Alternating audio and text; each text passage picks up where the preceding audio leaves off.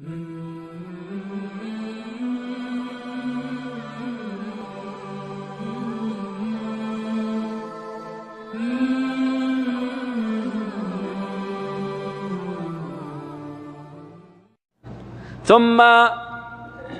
يقوم في بني إسرائيل بعد ذلك إمام للمسجد الأقصى شأنه عظيم، اسمه عمران، وهو الذي ذكر الله قصته وأنه اصطفى آله.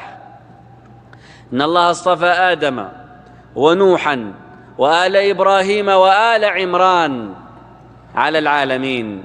عمران في بني إسرائيل اثنان، عمران الأول أبو موسى وهارون، وعمران الثاني أبو مريم ابنة عمران. عمران هذا تزوج امرأة اسمها حنة، وهو صديق زكريا، وتزوج زكريا أخت حنة اسمها إيساع. احفظوا الأسماء، إيساع وحنة. إيساع زوجة زكريا، شقيقتها حنة زوجة عمران، وزكريا وعمران إمامي المسجد الأقصى. لكن بني إسرائيل كانوا يحبون عمران أكثر من زكريا. عمران ولدت له فتاة بعد موته، مات عمران وزوجته حبلى بمريم، فلما مات بقيت زوجته حنة حبلى، فقالت: ربي إني نذرت لك ما في بطني محررا، هذا الولد الذي في بطني سيكون إماما في المسجد الأقصى كما كان أبوه، فهو للمسجد الأقصى محرر، يعني لن نستخدمه في أمور الدنيا. وأصبح الإمام بعد موت عمران زكريا، لأنه زوج أخت حنة إيساع، ولأنه أيضا نبي. جاءت ساعة الولادة عند حنة، فولدت مريم ابنة عمران، وقالت ما قالت: ربي إني وضعتها أنثى والله أعلم بما وضعت وليس الذكر كالأنثى، وإني سميتها مريم وإني أعيذها بك وذريتها من الشيطان الرجيم، فتقبلها ربها بقبول حسن وأنبتها نباتا حسنا وكفلها زكريا. كيف كفلها زكريا؟ اجتمع بنو إسرائيل، طبعا عمران إمامهم، وهذه بنته يتيمة، وفاعل الخير كثير، كل يبغى يربي البنت.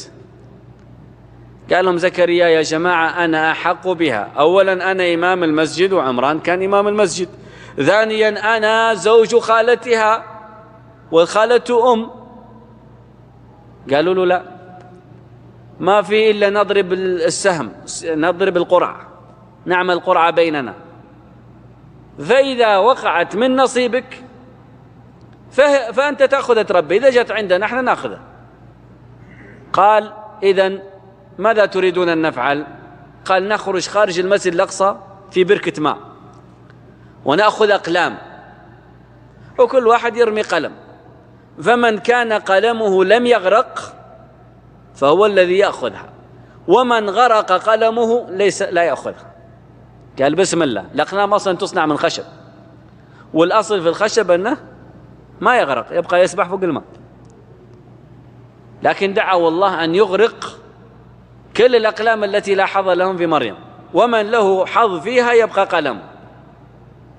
فرموا الأقلام في الماء فهبطت كلها إلا قلم زكريا. قال: خلاص، قالوا هذه آية من آيات الله وانت خذها.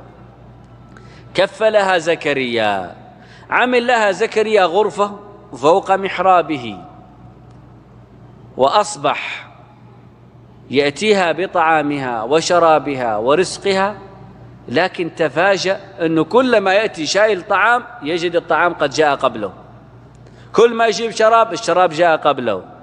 كلما دخل عليها زكريا المحراب وجد عندها رزقا. يصبر يصبر يصبر ثم يسألها، خاف لا يكون أحد غيره من هؤلاء اللي كل يبغاها يجيب له.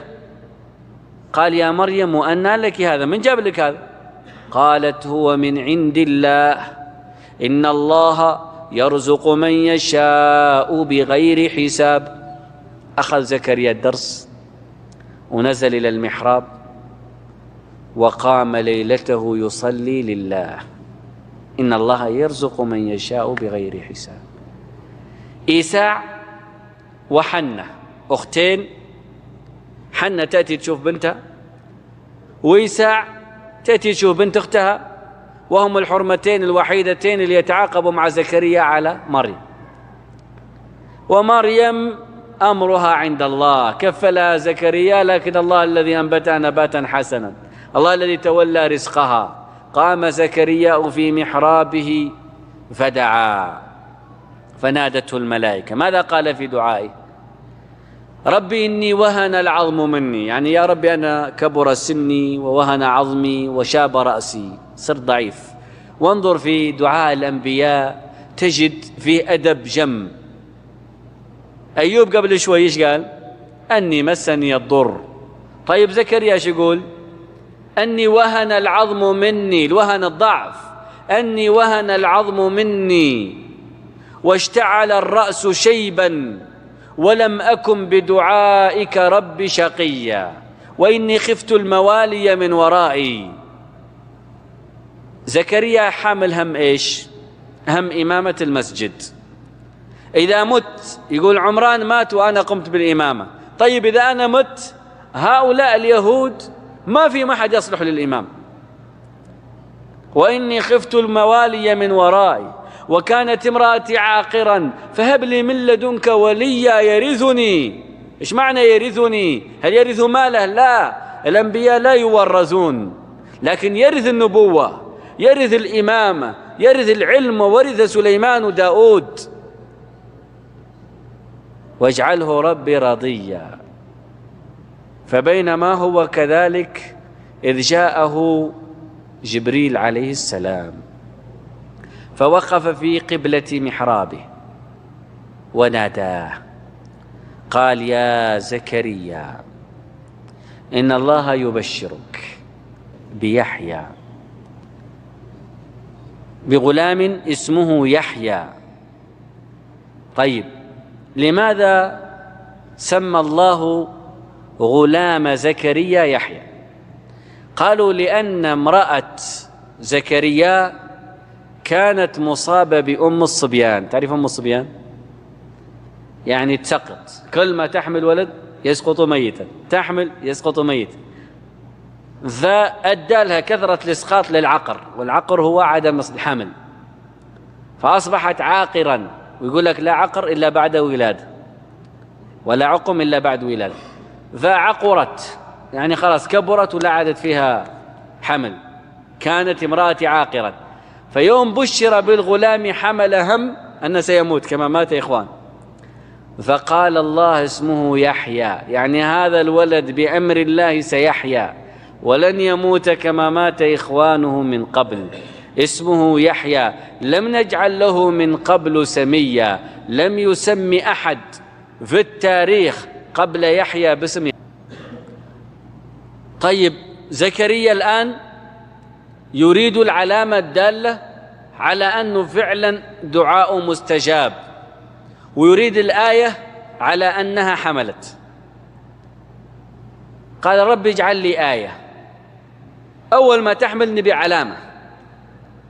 قال له آيتك ألا تكلم الناس 3 ليال سويا، يعني آية إن هذا الكلام حق، أن الكلام سيؤخذ منك فلا يؤذن لك بالكلام لمدة 3 أيام.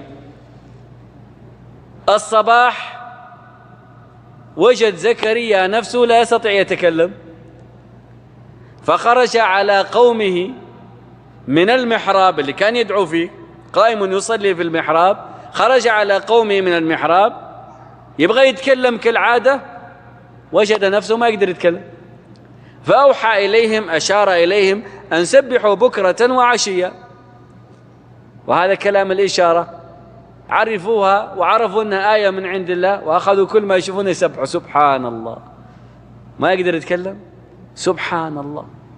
بعد 3 أيام انطلق يتكلم.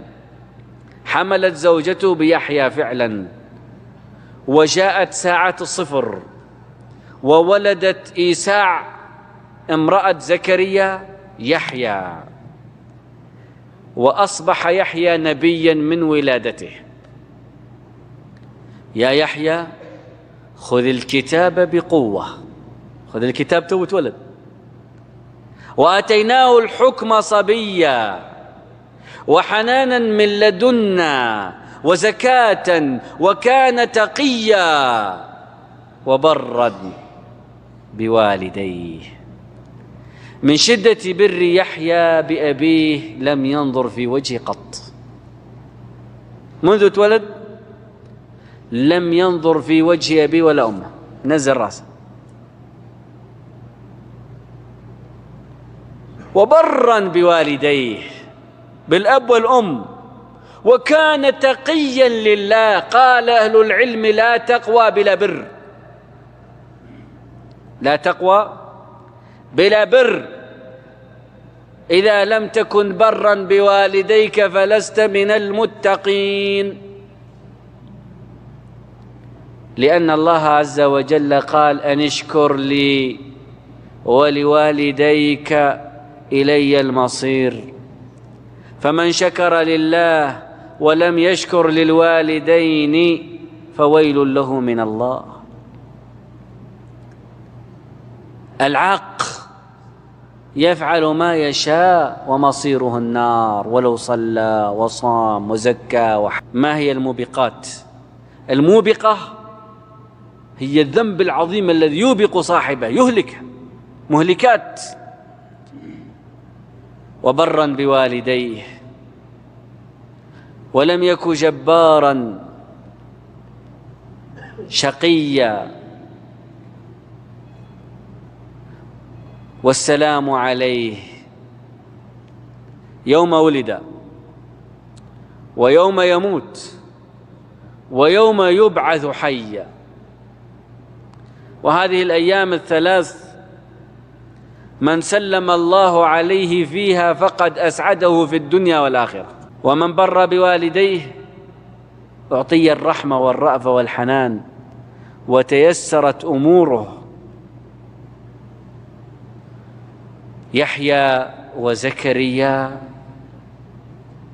لما رأت بنو إسرائيل مكانتهما من مريم، طبعا مريم في وقت ولادة يحيى حصل لها حمل بعيسى، افترى اليهود على زكريا فرية عظيمة. لما حملت مريم بعيسى قالوا هذا الحمل من زكريا، فاتهموه بالزنا،